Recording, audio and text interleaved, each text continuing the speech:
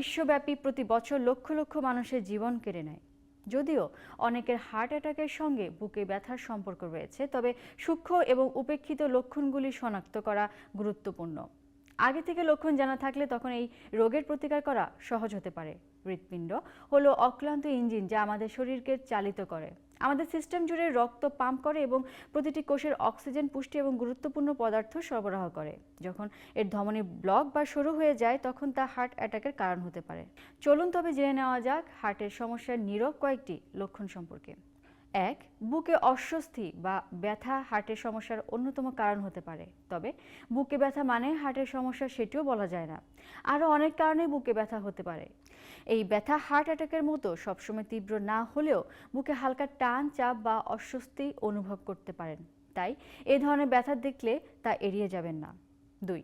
শ্বাসকষ্ট। সামান্য কোনো কাজ করলেই শ্বাসকষ্ট, এমনকি হালকা পরিশ্রমের সময়ও যদি এই সমস্যা দেখা দেয় তবে তা হতে পারে হার্টের সমস্যার লক্ষণ। এর সঙ্গে মাথা ঘোরা বোধ হতে পারে, তাই এই দুই সমস্যা একসঙ্গে দেখা দিলে সতর্ক হন। এই ধরনের সমস্যায় দ্রুত একজন বিশেষজ্ঞ চিকিৎসকের পরামর্শ নিন। 3.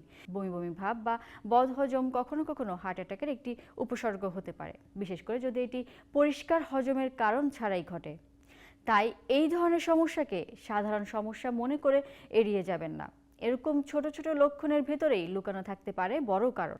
4. ঠান্ডা ঘাম বা অতিরিক্ত ঘাম হতে পারে হার্টের সমস্যার লক্ষণ। এমনকি শারীরিক পরিশ্রম ছাড়াই যদি এমনটা ঘটে তাহলে এটি একটি সতর্কতা সংকেতও হতে পারে।